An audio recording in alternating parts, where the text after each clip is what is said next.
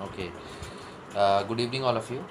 This is my second video for the vectors topic. So basically, what we studied today was basically like introduction about vectors, the different types of vectors, like parallel vectors, like vectors, and unlike vectors, zero vector, and co-initial vectors, and vector law of addition. So how to add two vectors. So for adding two vectors, we apply either the triangle law or the parallelogram law.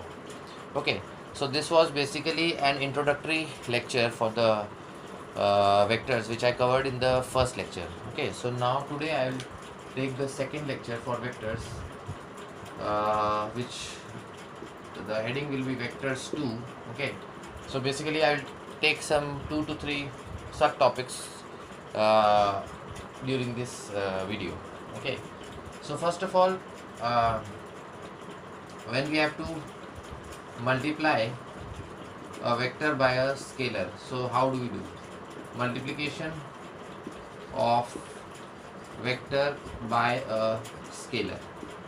Okay, so if suppose we have this vector and this vector is vector v. Okay, we have this vector is vector v. Now if I want to say denote 2 times v vector, so what I will do, I will take the same direction, but I will take double the magnitude of this vector. Okay, I have a vector, this vector, which I am representing by a vector v. Now I want to express a vector 2v, which means I want to represent a vector which is double the magnitude of this vector, but it should be in the same direction, because I'm taking the same vector and multiplying by 2, so the direction will remain same, only the magnitude will become double. Okay, so if this vector was of magnitude x, so in this case this vector will be of magnitude 2x. Okay, and suppose if I want to write the vector 3v. Okay, so 3v means in this case the magnitude will be same, but now the vector will be 3 times the original length. Okay, so if the original length was x, now if we draw the vector, that vector will be 3 times the original length. Okay, so this is how you multiply a vector by a scalar. Okay, so now continuing ahead, if suppose we are given 2 points whose coordinates are given to us. Okay, suppose we have a point A and we have a point B. Coordinates of A are x1, y1, z1, and coordinates of B are x2, y2, z2, and I want to express this vector AB. Okay, so how do I do? Okay, so basically, if I want to write this vector AB vector, when we know the coordinates of the end points of this vector, I know the coordinates of B as x2, y2, z2, and I know the coordinates of A as x1, y1, z1. So basically, how do I have to write? I write the position vector of the terminal point, which is B in this case, and subtract the position vector of the starting point. Okay, if I want to write AB vector, what I have to do? I will first write the position vector of the terminal point, which means the end point, and then subtract the position vector of the starting point. So in this case, this will be x2 I cap plus y2 j cap plus z2 k cap, and then subtract position vector of A. So x1 I cap plus y1 j cap plus z1 k cap. So taking the similar components I cap, so x2 minus x1 will be the coefficient for I cap, then y2 minus y1 will be the coefficient of j cap, and then z2 minus z1 will be the coefficient of k cap. Okay, so this is how you write the vector AB. Okay, so this is an important concept. Whenever we want to write a vector whose coordinates of the endpoints we already know. So for B we know the endpoint as x2, y2, z2, and for A we know the coordinates as x1, y1, z1. So what we will do, we'll subtract the position vector of B from position vector of A. So in this way we get the vector AB. We get the vector AB as x2 minus x1 I cap plus y2 minus y1 j cap plus z2 minus z1 k cap. Okay, so this was like how to write a vector when we know the position vectors of the starting and the end point. Okay, so this was one thing. Then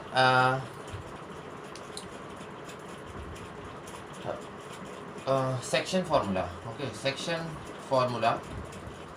So for section formula, if suppose we have this vector, these are 2 points A and B. The position vector of a vector is small a vector, the position vector of B is small b vector.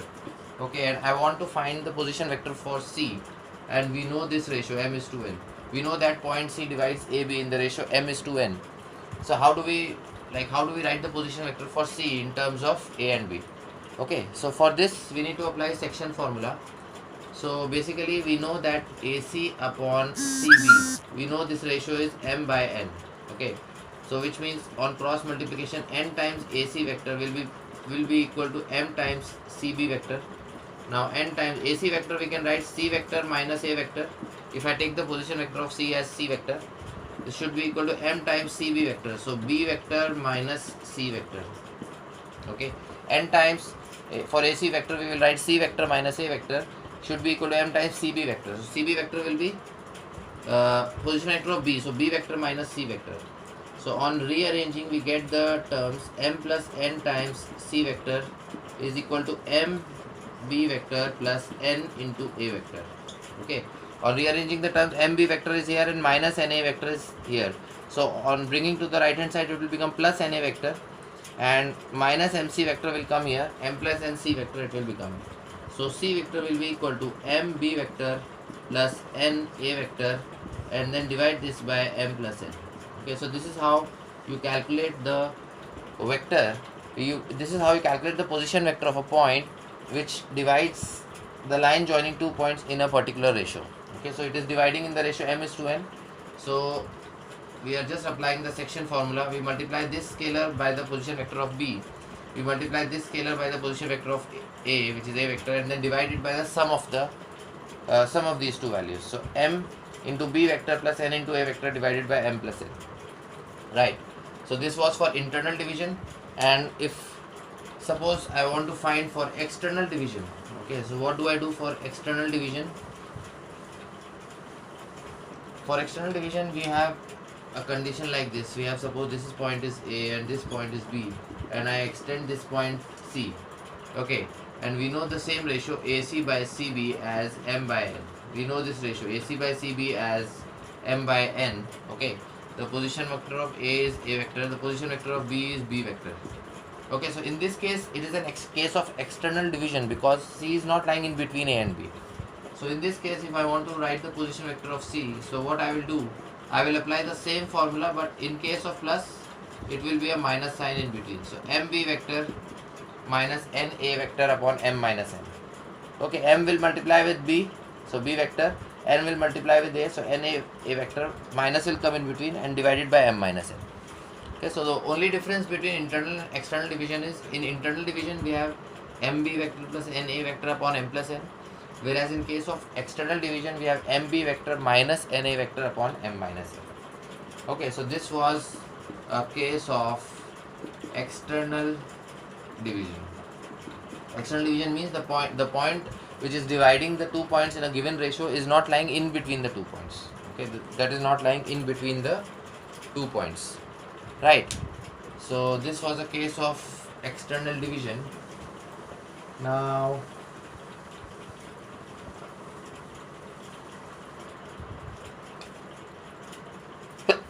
sorry, if we continue ahead, suppose I want to find,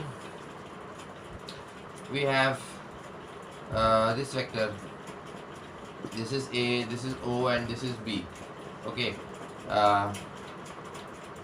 so this is O, this is B, this is A vector, position vector, and this is B vector. Okay, and I want to find the position vector for the angle bisector. Right, if I want to find the position vector for the angle bisector. Okay, so what I need to do in this case is say, see, if we make a parallelogram out of it, the diagonal of a parallelogram is not the angle bisector for a particular angle. So we have this angle AOB. So diagonal, if we make a diagonal for this parallelogram, that will not be the angle bisector. Okay, so what we need to do is we need to create a rhombus. For a rhombus, the diagonal is the angle bisector. Okay, for a rhombus, it is always true that the diagonal is the angle bisector. Why? Because see, in this case, if we compare these two triangles, this side is equal to this side, this is the common side, and this side is equal to this side, right? This side is equal to this side is equal to this side, and this is the common side. So the diagonal in a rhombus always bisects this angle, but the diagonal in the parallelogram is not necessarily the angle bisector. So if I want to find the position vector of the angle bisector, okay, so what I need to do first, I need to make it the position vector. Okay, suppose this point is P, so we are trying to find this OP vector. So first we will take the position vector for this vector. So how do you take? You divide the vector A by the magnitude of A. Okay, you divide the vector A by the magnitude of A, which means you only take 1 unit of that. Okay, you only take 1 unit of that. So suppose 1 unit is still here. Okay, similarly, if we divide B vector by the magnitude of B, so we have the unit vector of B. So you take only 1 unit of this. So suppose 1 unit is this. Now if you create a rhombus out of this, okay, this is 1 unit and this is also 1 unit. So now if you make a parallelogram, this will become a rhombus, right? This will become a rhombus because this length is 1 unit and this length is also 1 unit. So in this case, this line will become the angle bisector. Okay, so this point OQ will be A vector divided by mod of A plus B vector divided by mod of B, and OP is a scalar multiple of this because it is acting in the same direction. OP vector and OQ vector both are acting in the same direction. The only difference is they are different in magnitude. So basically what we do, we multiply this by lambda, and therefore we can get the OP vector. Okay, so always remember, when we are interested in finding the vector for the angle bisector, okay, when we are interested in finding the vector for the angle bisector, we need to first make both the adjoining vectors, means adjacent vectors, we need to first make both their magnitude same. So how do we make them same? We divide by the magnitude. If we divide A vector by magnitude of A, we make it a unit vector. Similarly, if we divide B vector by magnitude of B, we make this also as a unit vector. And now if we add these two vectors, we get the diagonal for this rhombus. And this vector is just a scalar multiple for this vector because both of them are acting in the same direction, only the magnitude is different. Okay, so you can write this as OP vector is lambda times OQ vector, and in place of OQ vector we can write this vector. So OP vector will become lambda times A vector by mod of A plus B vector by mod of B. Okay, so this was relating to how we need to how we can find the vector for the angle bisector for two vectors whose position vectors are given to us. Okay, now moving ahead,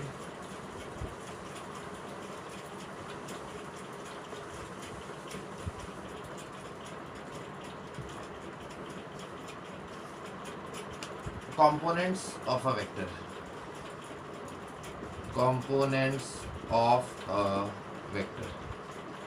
Okay, so basically whenever we have this point, say O, and this point is P, so components means we can classify any vector in terms of the coordinate axis. Okay, so suppose the coordinates of point P is x, y, z. Okay, so what we can say as, suppose this is the x-axis. Okay, this is the y-axis, and perpendicular to this will be z-axis, right? So if the coordinates of P are x, y, z, which means its perpendicular distance on the x-axis will be of distance x. Okay, its perpendicular distance on the y-axis will be of distance y, and its perpendicular distance on the z-axis will be of distance z. So what we can do is we can write OP vector as x I cap plus y j cap plus z k cap. Okay, so I cap, y cap and j cap are basically the components of this vector OP along the x, y and z axis. Okay, so I cap denotes unit vector along x axis. Okay, j cap denotes unit vector along y axis. Okay, and k cap denotes unit vector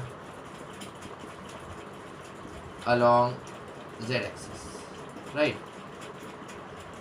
So if I want to reach this point from origin, if I want to reach point P from origin, what I need to do? Since its x coordinate is x, so I need to travel x along the x axis, okay? And I cap is a unit vector, so this vector I can write as x I cap, right? So I cap is a unit vector along this, so if I want to take this vector of length x, so what I will do, I will multiply I cap by x, so this will become x I cap. Similarly, I have to travel y units along the y axis, so I will multiply y with j cap, and then I have to traverse z distance along the z axis, so z times k cap. So this much distance along I cap means along x axis, then along y distance along y axis, and then z distance along z axis. And if you add all the vectors, basically you reach the end point, which is the point P. So that is where the different components are x, y and z along the x, y and z axis, right? So this is how you specify the components of a vector, right?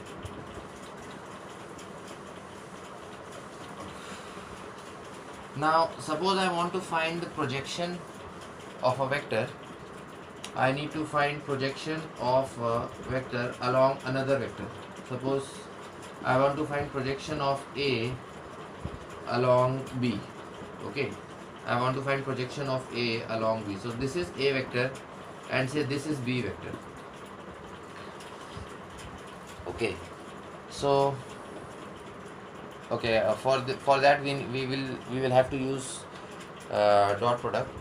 So I think I'll explain you first dot product and then I will explain you projection, okay? So in dot product is also called as scalar product, okay? Dot product is also known by the name scalar product, also called as dot product. So basically, since the name has dot product, so we will be using dot in the notation. So it is a kind of multiplication. There are two types of multiplication in this vectors. One is dot product and one is vector product, right? So vector product I will be taking later on. For the time being I am taking dot product, alternatively also called as scalar product. So in this case we use a dot between two vectors, and this gives us a scalar quantity, means the result is a scalar quantity. That is why we are saying scalar product. So magnitude of vector A, magnitude of vector B, and then cos theta. Basically theta is the angle between these two vectors, right? So this is vector A, this is vector B, and this is the angle theta between these two vectors. So always remember, whenever we take A dot B, so basically we have to take the magnitude of one vector, which is vector A, multiply it with the magnitude of another vector, which is vector B, and then multiply by cos theta, where theta is the angle between these two vectors.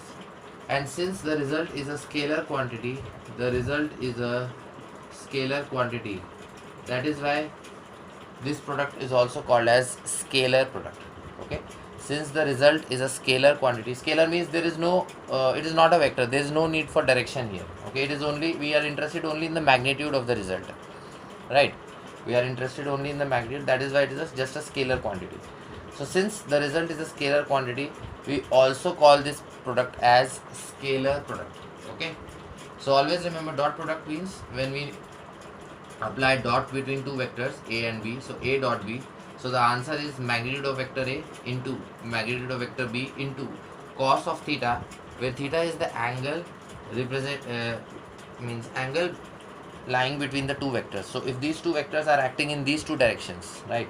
If these two vectors are acting in these two directions, so theta is the angle, so we multiply their product of their magnitudes by cos theta, okay?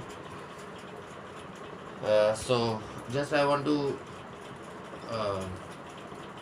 mention one thing, that if A vector is perpendicular to vector B, if vector A is perpendicular to vector B, then A dot B is 0, okay? So it's self-explanatory, because if A and B will be perpendicular to each other, in that case theta will be 90, okay? So and theta will be 90, so cos 90 will become 0. So always remember, if two vectors are perpendicular to each other, their dot product is always 0, okay? And so now we come to the concept of projection. Actually I had to tell the dot product before that, because I will use the concept of dot product in that explanation, okay? So projection of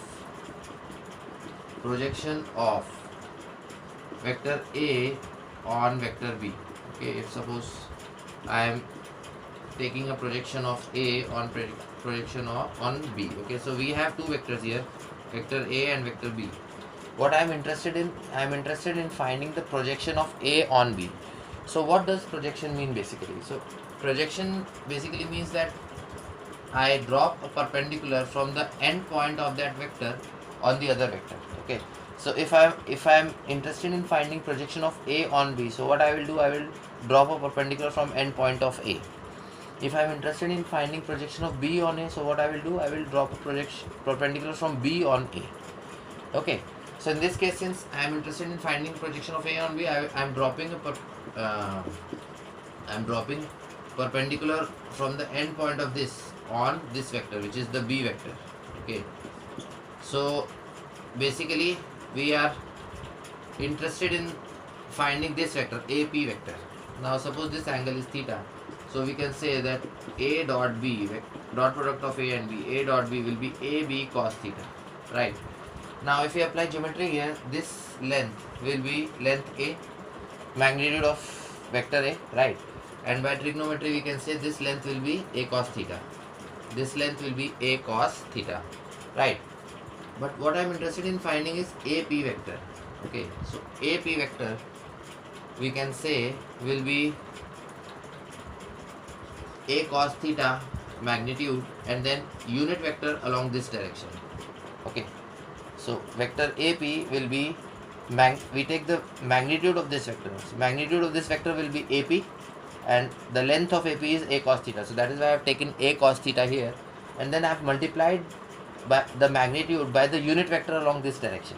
Okay, since this AC vector is B vector,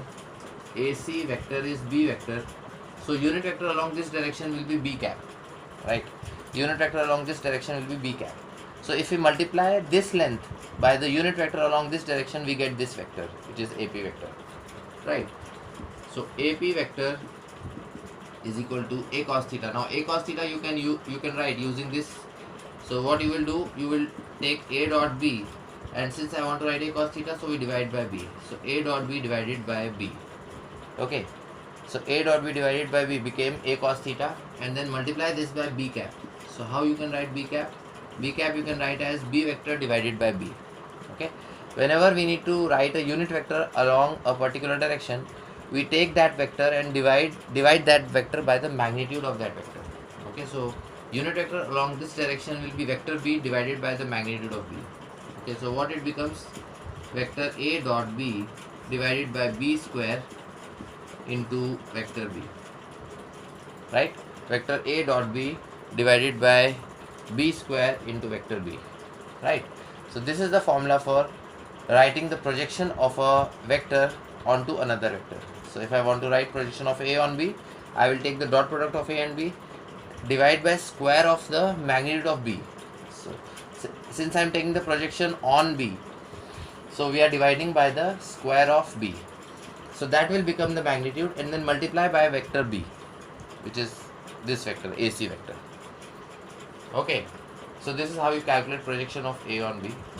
So today we studied some important concepts like concepts of components of a vector. Okay, how to find the vector for angle bisector. Okay, and basically how what do you do if you multiply a vector by a scalar. Okay, so some 3 or 4 different concepts we studied. So I think this much content should be enough, and then we'll be taking questions related to this video in the upcoming Zoom lectures. Okay, so I hope you are able to understand. In case anybody has any doubts, please let me know during the Zoom lecture. I'll clear your doubts. Okay, so thanks for now.